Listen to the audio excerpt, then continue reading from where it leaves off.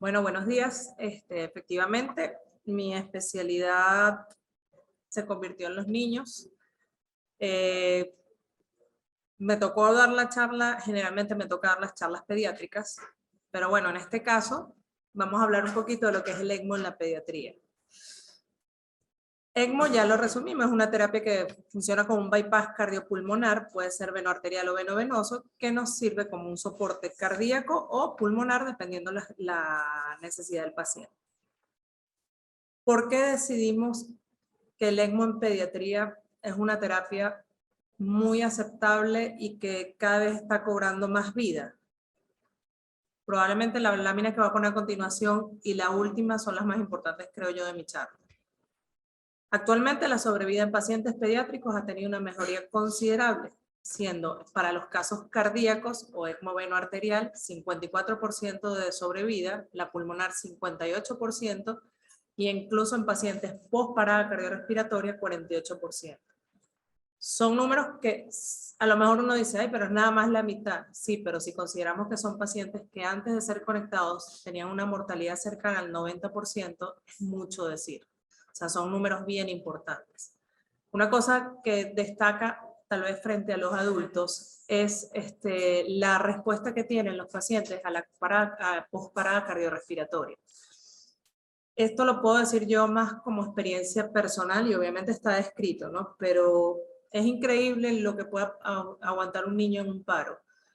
Si bien a veces un adulto para la reanimación porque dice, mira, no voy para ningún lado, yo creo que con el niño siempre uno termina dando incluso hasta 45 minutos de reanimación y hay niños que yo los he visto salir caminando y hablando después de una parada de 45 minutos. Entonces, la nobleza de los órganos en los niños es increíble frente a los adultos. Eso es un cambio súper importante. ECMO en pediatría.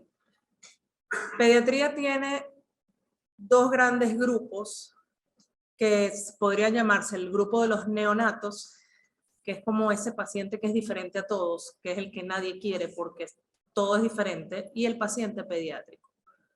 Incluso en las indicaciones para conectarlos en ECMO se dividen en los dos grupos. Cuando hablamos de indicaciones en neonatos, las indicaciones de neonatos son muy precisas y de hecho probablemente están mejor establecidas incluso que las pediátricas. ¿Por qué? Porque el neonato tiene una condición de inmadurez en sus órganos que a veces tenemos que considerar, y eso lo vemos en los pacientes que son neonatos con una edad gestacional menor a 34 semanas, ya de una vez se excluye como candidato a ECMO porque la inmadurez de sus órganos probablemente no nos permita mantenerlo conectado a ECMO y el pronóstico es mucho peor. Entonces, ¿cuáles son las condiciones en las que decidimos conectar un paciente a ECMO? Una de las principales condiciones en neonatos, aparte de las cardiopatías congénitas, son la hipertensión arterial pulmonar del recién nacido y la hernia diafragmática. No todas las hernias diafragmáticas, evidentemente, son las hernias diafragmáticas que prácticamente ocluyen completamente un hemitórax y tienen colapsado un pulmón. Y en las hipertensiones recién nacido puede ser de origen idiopática por alguna aspiración de meconio, por sepsis o por asfixia perinatal. Incluso en las de cardiopatías congénitas que tienen hipertensión secundaria. Ya mencioné lo de la edad gestacional. Los que tienen un peso menor a 2 kilos también son de un pronóstico peor e incluso para temas de canulación también hacen una dificultad técnica importante. Ausencia de coagulopatía. Esto es súper importante porque los neonatos por tener... bueno, retomar la discusión que se haya dado en el momento de creación, ver cuáles eran las partes contrarias. Bueno, está alguien hablando ahí. Los pacientes neonatos, por el mismo hecho de la inmadurez de sus órganos, tienden a hacer muchos problemas coagulopáticos. Entonces, si ya el paciente presenta una coagulopatía y lo conectamos a un equipo que va a necesitar estar anticoagulado con heparina, obviamente el riesgo de sangrado probablemente sea muchísimo mayor y no podamos pararlo en ningún momento. Entonces ya cuando hay una coagulopatía es una contraindicación absoluta de una conexión a ECMO. En el caso de hemorragias intraparenquimatosas o intracraneales, se habla que a partir de las hemorragias grado 2 ya está contraindicado porque el pronóstico es reservado. Para eso todos los pacientes neonatos que se conectan a ECMO y algunos pediátricos que todavía tienen las fontaneras permeables, se les realiza un eco cerebral antes de la conexión. Se habla de una ventilación mecánica del paciente, como ya sabíamos, cuando el ECMO no se decide inmediatamente, tiene primero haber agotado las terapias médicas convencionales. Se habla de cuando hay una ventilación mecánica mayor a 14 días ya pudiera ser una contraindicación. Sin embargo, hay algunos centros que esto lo toman como una contraindicación relativa dependiendo de las condiciones del paciente. Siempre que haya una lesión pulmonar reversible puede seguir considerándose la conexión eléctrica. Ausencia de malformaciones letales, ya sean encefalia, todo ese tipo de cosas que por más que lo conectemos le salvemos la vida, sabemos que no va para ningún lado. Ausencia de cardiopatías congénitas intratables, es importantísimo. Hay cardiopatías congénitas que no tienen ningún tipo de resolución, entonces para que la vamos a conectar a ECMO es como prolongar la agonía.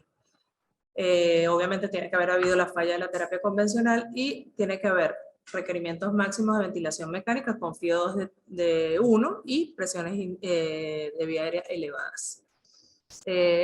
Bueno, y se evalúa toda la parte de los gradientes alveolo arteriales y esa parte que maneja más los intensivistas. En pediatría hay una serie de indicaciones formales que se hacen, sin embargo, muchos centros terminan siendo algo más o menos relativo, porque hablamos de cuando tienen bajo gasto cardíaco, bien sea por falla del BD o del BI, ventrículo derecho o ventrículo izquierdo, esto es en el caso de cirugías cardíacas en un momento postquirúrgico. Crisis de hipertensión arterial pulmonar secundaria a correcciones de defectos. Hay muchos pacientes que nosotros en las cardiopatías congénitas cerramos defectos.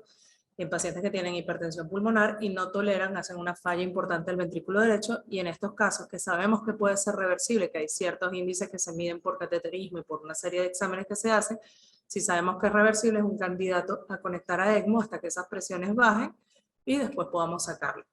Como un puente a una cirugía cardíaca con un importante compromiso de órganos. Esto es algo muy raro porque generalmente el equipo que conecta al paciente a ECMO generalmente incluye el cirujano cardíaco. Entonces, a veces, en vez de conectarlos a ECMO, es preferible llevarlo a cirugía cardíaca de una vez.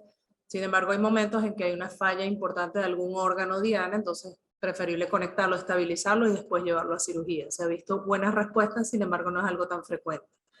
Como un puente a trasplante cardíaco, a pesar de que esto hay que discutirlo bien, porque es a nivel mundial el problema de que el trasplante cardíaco en niños siempre el tema es los donantes.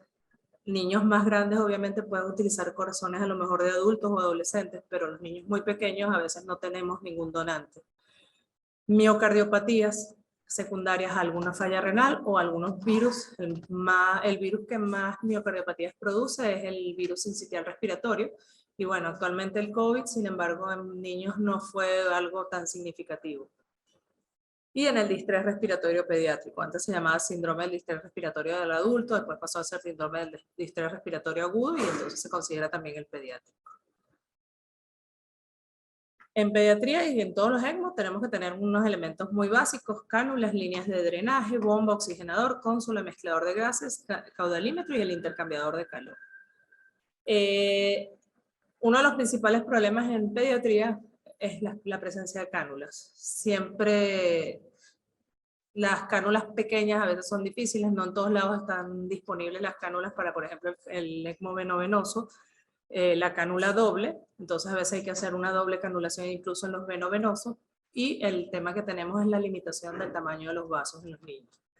Entonces, tenemos las cánulas, el tipo de canulación venovenoso, como ya les dije, generalmente se trata de usar, si es un paciente que no viene en condición postquirúrgica, se usa más que nada el cuello, sobre todo en neonatos y en pediátricos, y en niños más grandes se pudieran usar las venas femorales o arterias femorales si es un veno arterial. El tema ahí es que hay que estar pendiente de vigilar la parte de la isquemia del miembro, porque los vasos en los niños generalmente son de tamaño muy justo para las cánulas. El veno arterial nos va a permitir entonces el intercambio gaseoso y soporte hemodinámico, mientras que el otro nos permite el intercambio gaseoso, pero sin generar ningún tipo de soporte hemodinámico. Ahí es donde está la gran diferencia entre si planteamos un veno arterial o un veno venoso. En los pacientes pediátricos lo más frecuente es conectarlos a veno arterial por un tema también de accesos, de comodidad, y en neonatos muchas veces muchos centros prefieren incluso hacerlo, aunque no sea por cirugía cardíaca, incluso hacerlo por acceso central por el tema de disponibilidad de cánulas. ¿Cuáles son las ventajas del ECMO venovenoso? En la pediatría evita la canulación de la carótida, mantenemos un flujo pulsátil arterial, hay menor riesgo de embolismo arterial y la perfusión coronaria y pulmonar viene dada por sangre oxigenada. Las desventajas es que no nos da soporte hemodinámico, como ya lo dijimos. El transporte de oxígeno depende del gasto cardíaco del paciente, así que tiene que tener un buen gasto. Y dependiendo del tipo de cánulas que se utilice, puede haber una recirculación importante. En el veno arterial, generamos un buen soporte de función cardiopulmonar, excelente oxigenación y es independiente de la actividad cardíaca, porque todo el gasto cardíaco lo genera mayormente el ECMO.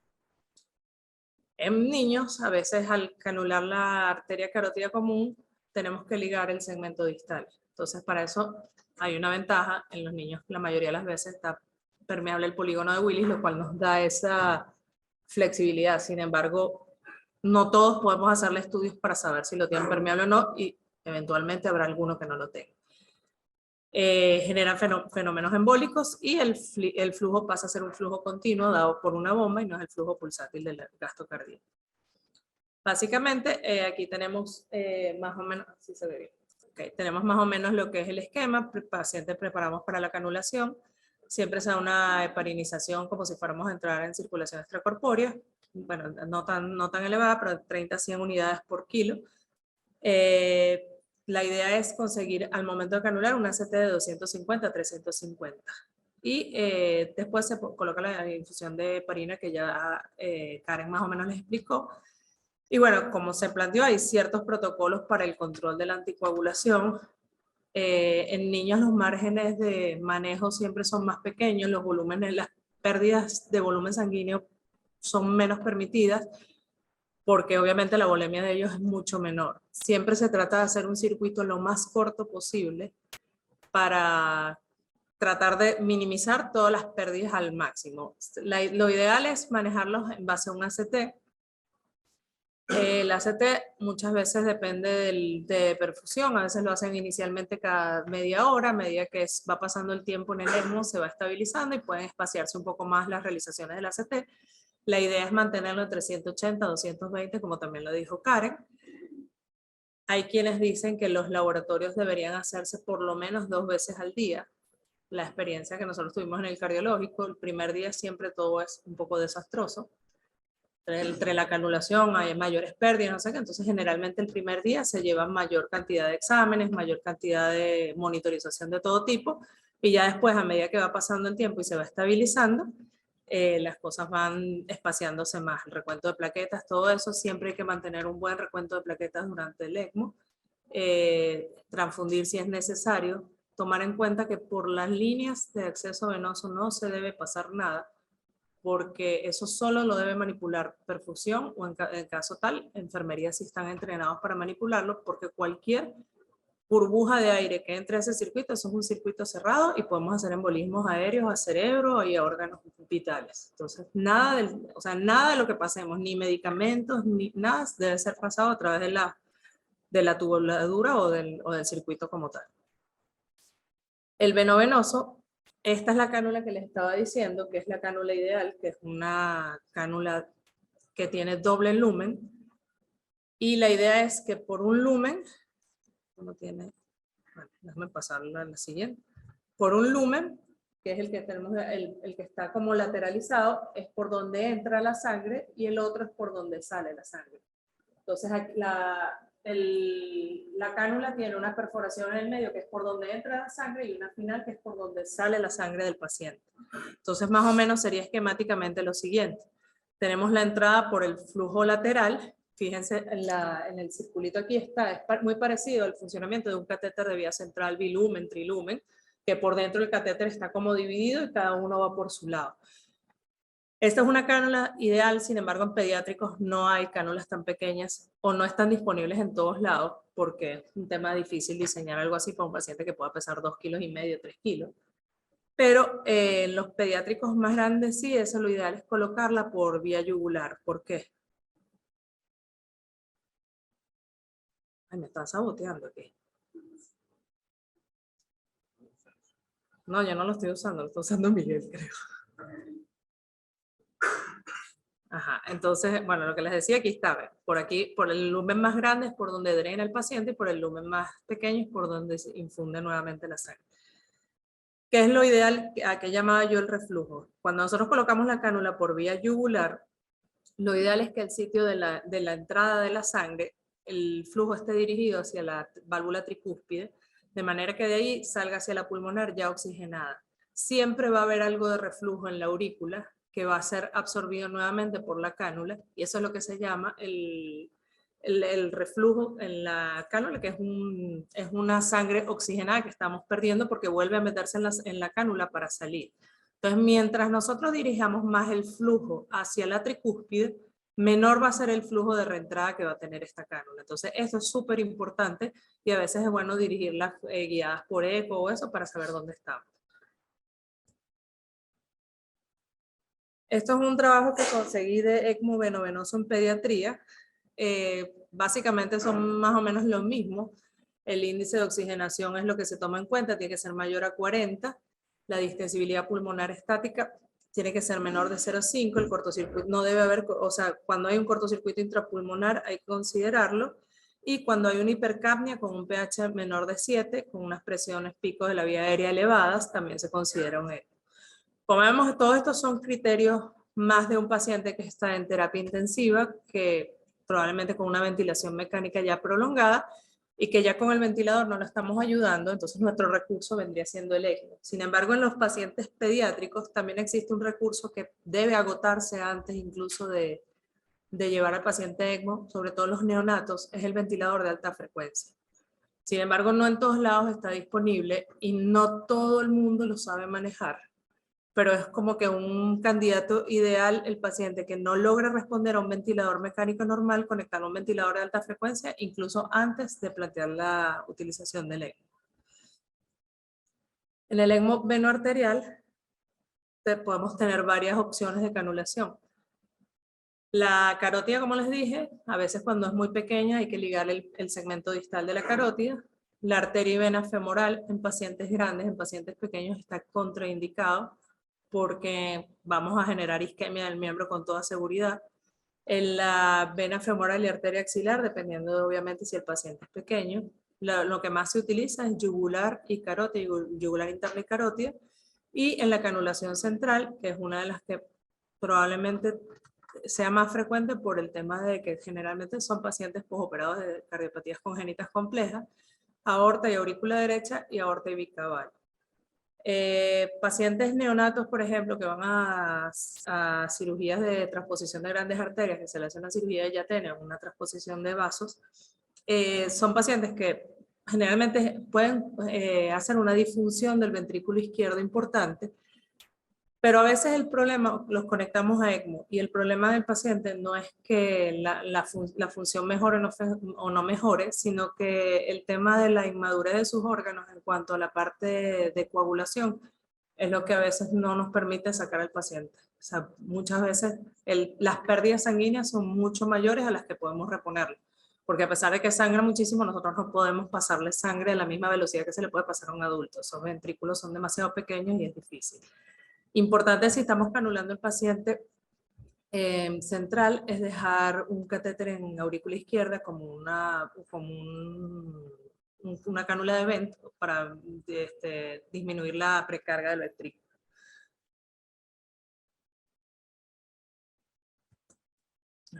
Estos son los modelos de cánulas arteriales que hay. Como ven, las cánulas pediátricas son pequeñitas. Estas se pueden colocar en carótidas. Las cánulas venosas tienen la diferencia que son multiperforadas en la punta. Obviamente, dependiendo del paciente, los diámetros, lo que tienen estas cánulas a veces son muy largas. Nosotros lo que nos pasó a veces, hemos puesto las mismas cánulas arteriales venosas para comodidad, pero no es lo ideal, no favorece el drenaje por un solo orificio. Aquí tenemos, estas ya son más grandes, son más para adultos o pacientes pediátricos grandes. Lo ideal, aquí dice más o menos los French, que venosas sean de 10 a 13 en neonatos y de 6 a 10 French en carótida interna. No creo que un 10 French le quepa mucho a un neonato, pero bueno. en carótida.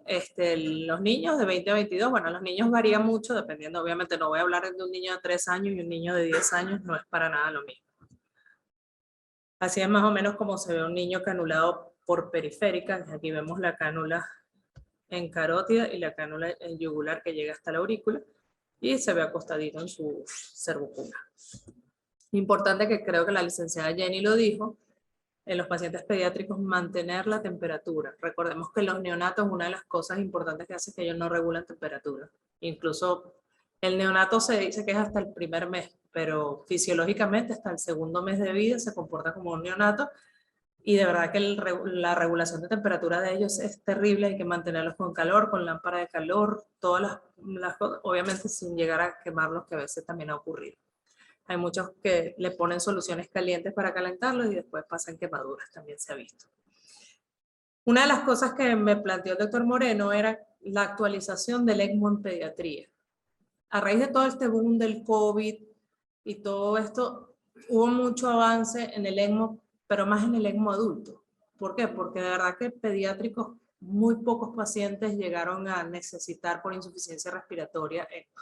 De hecho, una de las estadísticas que conseguí de España, el 0,7% de la mortalidad fue nada más pediátrica. O sea que al lado de toda la mortalidad de adultos fue algo ínfimo. Entonces, realmente, trabajos de COVID pediátricos y ECMO no hay tantos. O sea, conseguí unos que otros, pero lo que hablaban más era no tanto de la fase aguda del COVID, sino pacientes que hacen miocardiopatías o miocarditis post-COVID, que sí hacen insuficiencias cardíacas importantes, y eso sí ameritaban la conexión al ECMO, aunque muchos salían simplemente con terapias convencionales.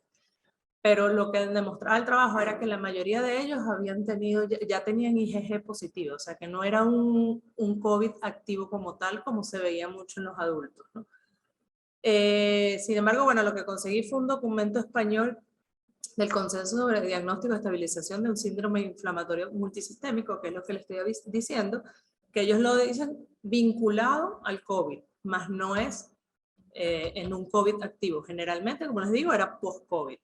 De hecho, había pacientes que ni siquiera se habían dado cuenta que había pasado el COVID. Yo tuve la oportunidad en el Centro Médico de Caracas de recibir un paciente de 13 años de edad. No tenía antecedentes conocidos, el paciente llegó en malas condiciones. En ese momento pasaron por el hospital de niños, les dijeron que no había terapia y llegó la terapia del centro médico. El intensivista lo intuba, lo sube para terapia, empiezan a evaluar, resulta que el paciente había tenido un COVID, lo único que salía era positivo la serología IgG para COVID. Cuando lo intuban, lo que empieza a salir es líquido salmonado, de manera increíble, no lograban terminar de aspirar, de hecho lo colocan en aspiración continua en circuito ventilatorio. Y cuando el cardiólogo lo evalúa, el paciente lo que hizo fue una miocardiopatía dilatada increíble post-COVID, y de hecho el paciente fallece en menos de 48 horas de haber llegado a la clínica.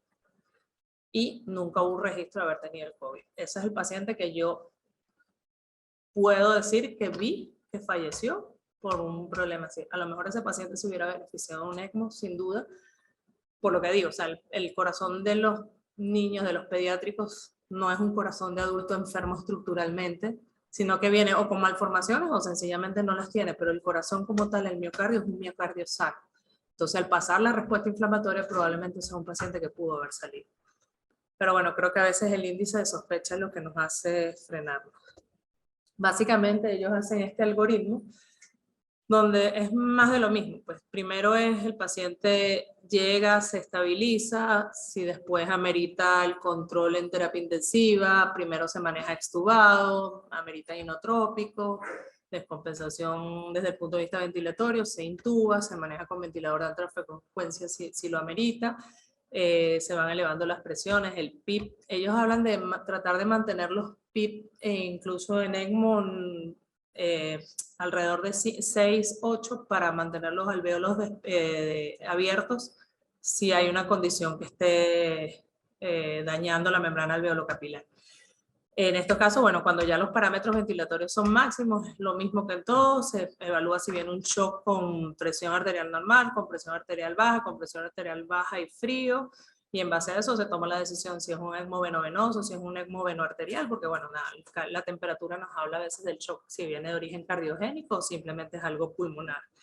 Y la última opción siempre va a ser considerar el ECMO.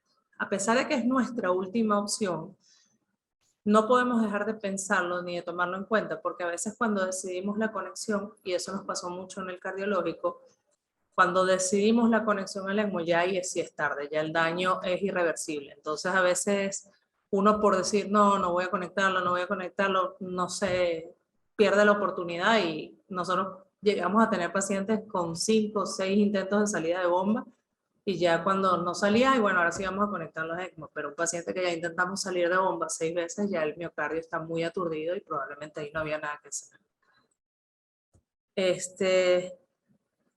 Básicamente, lo que puedo decir es que la mejor ECMO es la que no se hace porque no se necesita.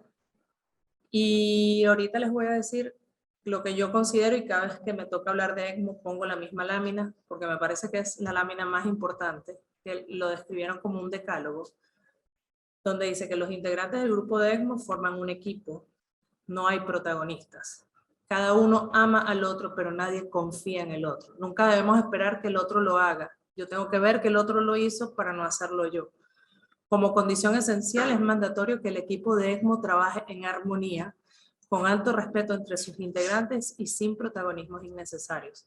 Nadie es más importante que el otro. Desde la camarera que recoge la basura de todo lo que hacemos, hasta el que está dirigiendo el ECMO, bien sea el intensivista en ese momento, el anestesiólogo si se está canulando, lo que sea, todos tenemos un papel importante. Y si mientras todos respetemos el espacio de los demás y no tratemos de invadir lo que hacen los demás, creo que las cosas pueden funcionar. Cualquier tonto puede hacer ECMO cuando todo va bien, pero solo un tonto hace ECMO cuando las cosas van mal. Eso pasa en todo. Todos podemos hacer las cosas mientras todo fluye. Cuando las cosas se complican es que sabemos quién está preparado y quién no. En ECMO el flujo lo es todo. Nada está terminado hasta que se termina. Esto es importante sobre todo en los momentos de la decanulación o la desconexión al ECMO. A veces cuando logramos desconectar al paciente de ECMO todos nos confiamos y entonces nos relajamos. Y si hay que volver a conectar al paciente, todo el mundo está de brazos caídos.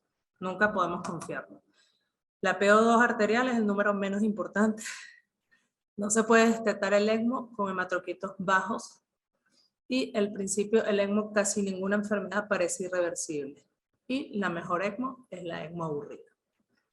Ese creo que es el mensaje más importante de esta charla, porque si de verdad que se va a implementar un equipo de ECMO, creo que lo principal es que todos respetemos a los demás, todos asumamos nuestro papel y es la única forma que creo que va a funcionar.